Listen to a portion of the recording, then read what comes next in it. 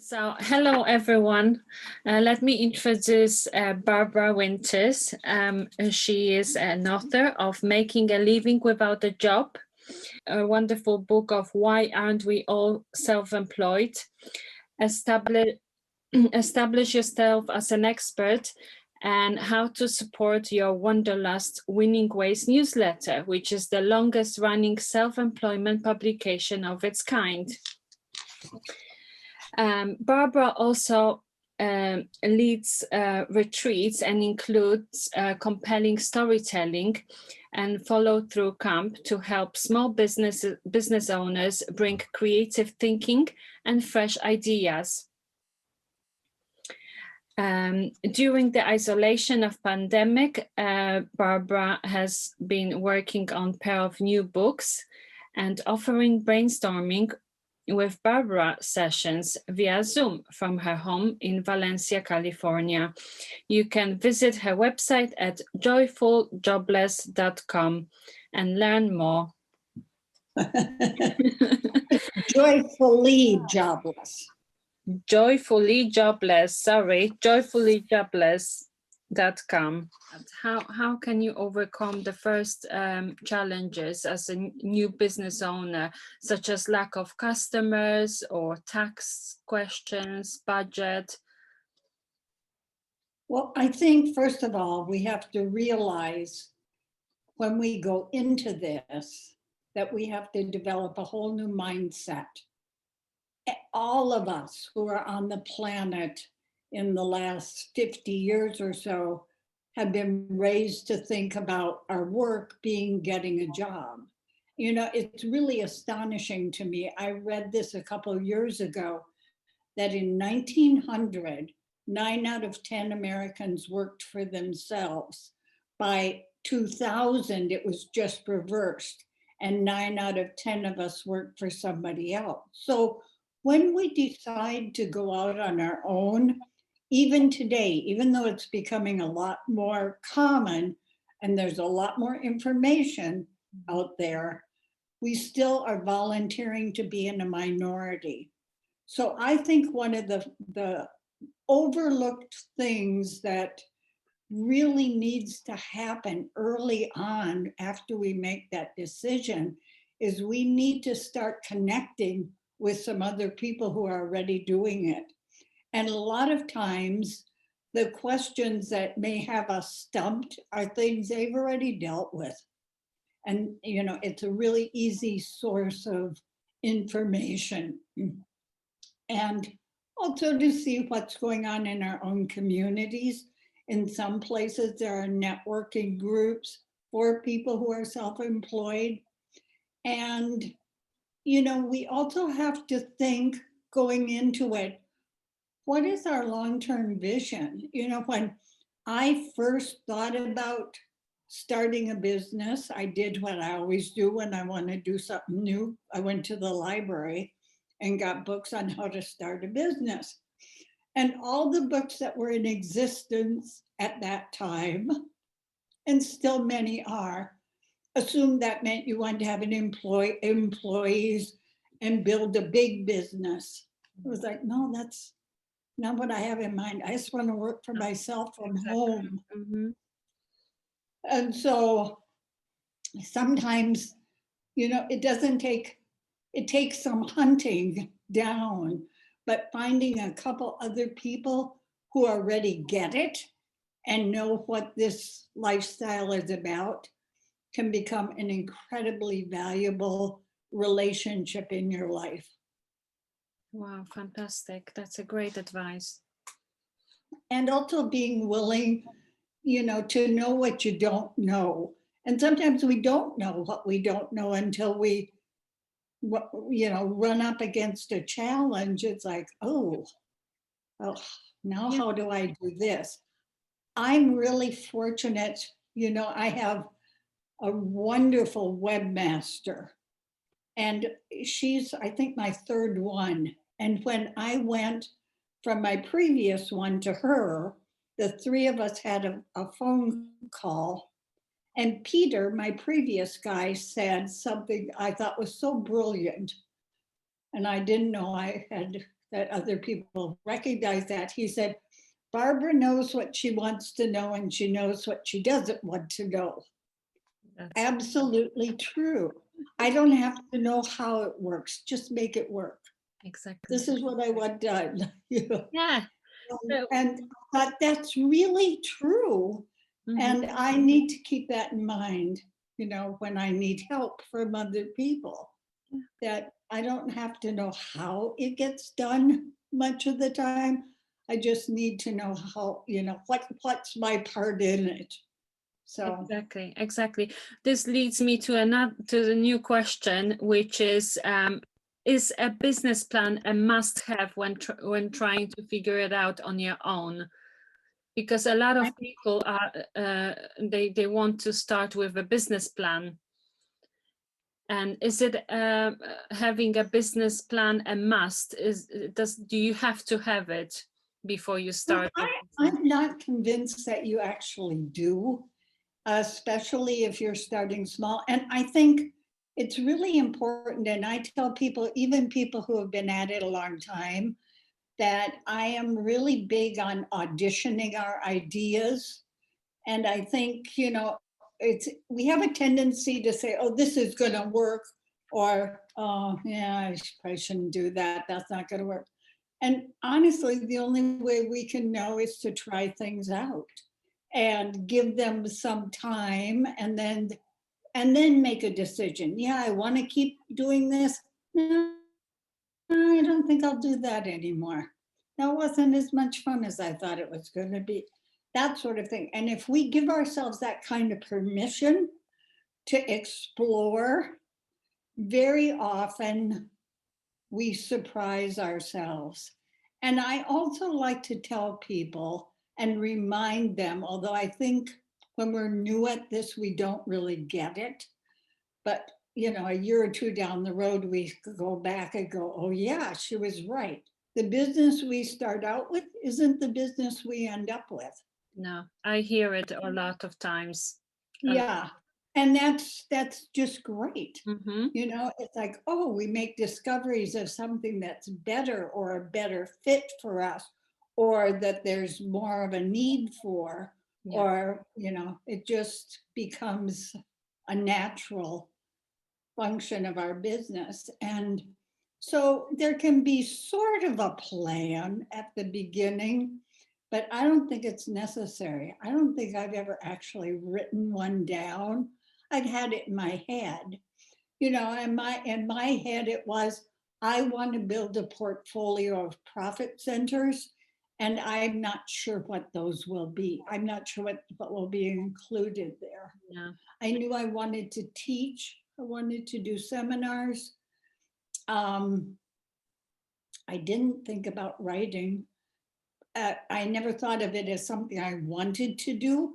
But when I started my very first business, I realized how important it was for people who are learning a new way of being in the world to have reinforcement. Mm-hmm. And especially if they're, like I said before, part of a minority. Yeah. And so that's how I started my first newsletter. I can't believe I even did that. I don't think I ever even saw a newsletter. I don't know how I even knew how to do it. I just knew it was a valuable tool. And that was very different than the one I do now. Winning Ways is now in its 36th year. And I never get tired of doing it. Yeah. You know, and I think that's also a real clue that we're on the right path, is that we don't get bored with it. And that was the thing about the jobs I had before I became self-employed. Mm-hmm. I really liked them in the beginning, but once they became repetitious, it was like Groundhog Day. And I remember in my 4th year of teaching high school English, I thought, I can now predict with absolute certainty where I'm going to be and what I'm going to be doing hour by hour, week by week, month by month. If this is March, must be Macbeth. And it was like, if I keep doing this, I'm just going to have the same year over and over again. until I retire. Yikes. Fantastic. Yeah, it must be scary at the beginning, but once you get into it, you just get involved so much and you invest so much time and energy into your own business, then it's just keeps on going and keeps on coming. So, Barbara, I wanted to ask you, how important is it to invest in yourself?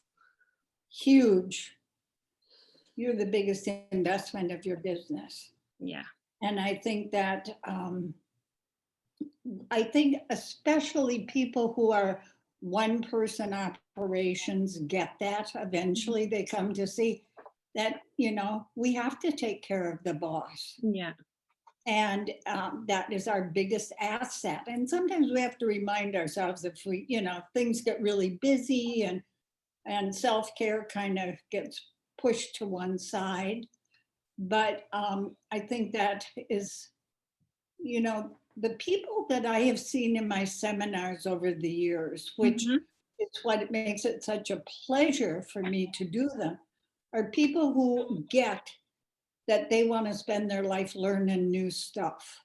Mhm. That they're really curious, lifelong learners. And I think that's probably our biggest asset as an entrepreneur, Yeah. is that we're curious, willing to explore things. The thing that I also have discovered, and I think it keeps people from starting businesses and having a rich life, is that very often the things that we have to offer other people that would be valuable are so obvious to us or so normal to us, we don't know they're valuable. No. I have a sister who is a natural organizer. She could just walk into any room and have it in perfect order in no time. And one day I was with her and she had, was just kind of putting things away. And I said, you should start an organizing business. It was just when organizing was starting to be a popular business. Yeah. And she looked at me, she didn't say anything. She just looked at me like I had just said something really bizarre. And I almost smacked my head and thought, oh my gosh, she doesn't know she has a gift. No. It comes so naturally to her. She thinks we could all do what she does, and we're just lazy. But I can't do what she does. She sees it in a different way than I do. Yeah. Mm-hmm. And so I think we have to, as we develop more self-awareness, we become also more aware of what we have to offer other people. And I really think entrepreneurs that are successful get that they're the missing piece of the puzzle for their customers. Yeah, that's right. Yeah, I think that. So, would you be able to tell us how we can be a support system for other female business owners in our lives? So you touched on like spotting on like other people's talents, but how can we be a supportive system as such?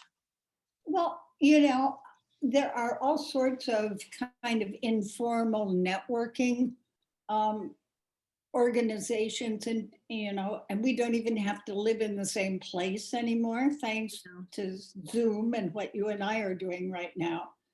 And I have seen that there are some of these kind of collaborative groups that will, once a month or once every couple of weeks, we'll all get on Zoom at the same time and ask questions and say, oh, I'm working on this and I'm kind of stuck. Anybody know where I could find, that kind of thing.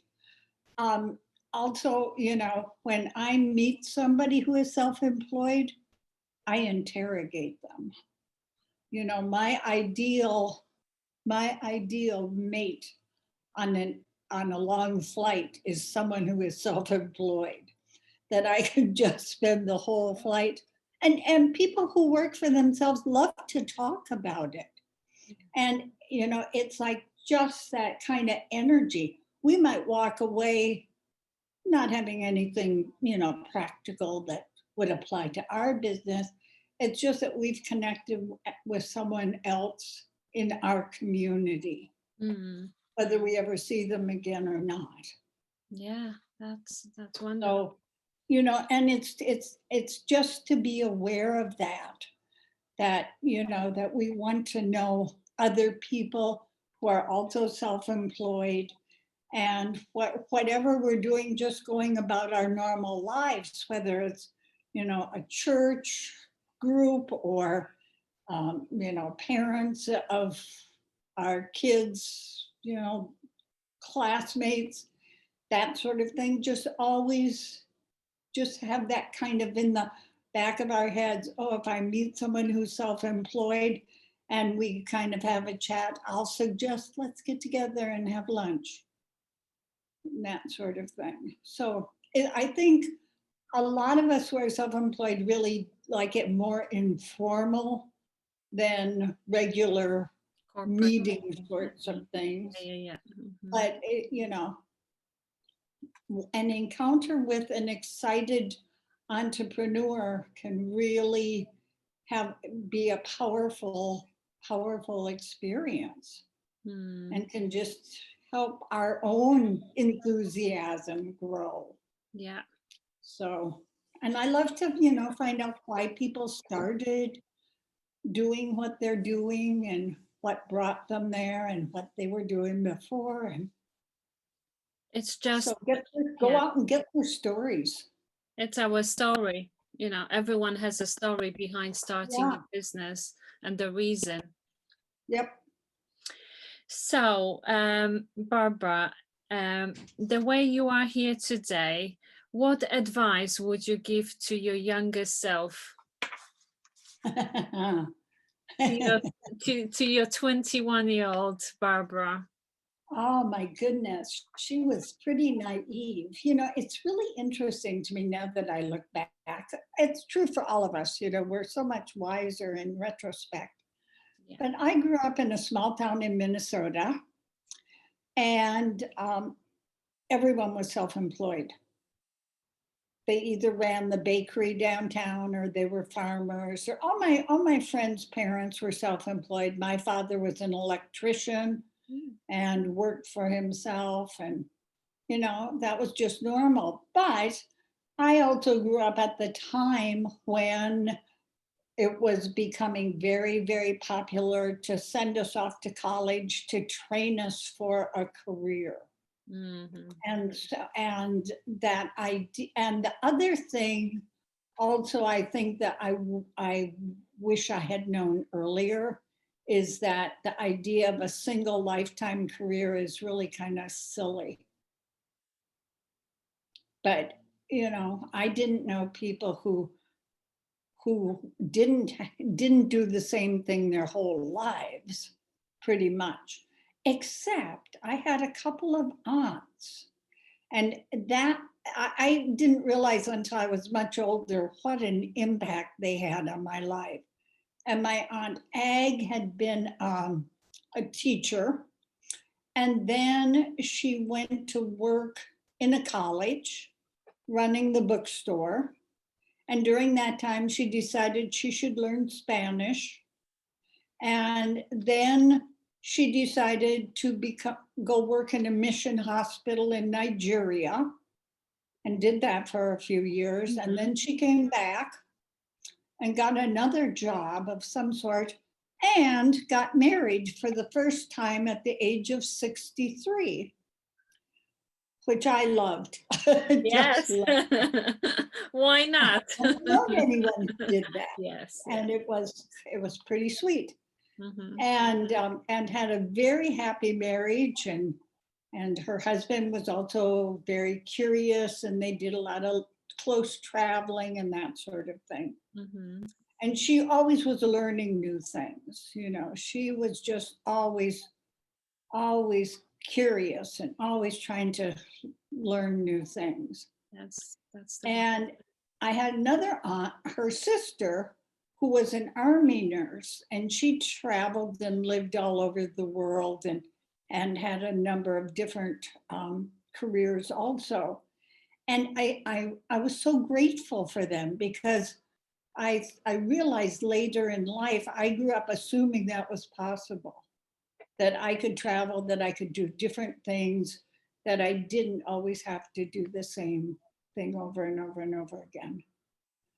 But the other thing that I think now is such an astonishment to me is that I have, with what I do now, with the whole making a living without a job, I have never once thought, okay, it's time to stop. It just keeps, it just remains so fascinating to me. Mm-hmm. That's And amazing. it's not always the same, that's why, I guess, but there's just so much to discover, and there's so many people who really need to know these things. Yeah. Great. I hear you have an offer for our audience. Would you like to tell them what they No, are getting? because I can't remember exactly what it was, but it's a free teleclass. Yeah. And I did a number of teleclasses, and I picked one, and I can't remember which one I picked. Do you Yes. have it? So the My free note? offer Barbara is offering is a 1-hour class creating and managing multiple profit centers, Yes, my and will favorite. show you why having several income sources are as good as for your creative spirit as they are for your bottom line. And there is a link we can share with the audience. Yeah. Thank you so much, Barbara, for your time. And I will be in touch with you soon. Wonderful. Thank you. Thank you for having me. I'm looking forward to hearing about the summit. I think it's going to be Yeah, wonderful. we'll be in touch, and we will be sending out the interviews to help the new entrepreneurs. Great. Thank you so Wonderful. much. Thank you.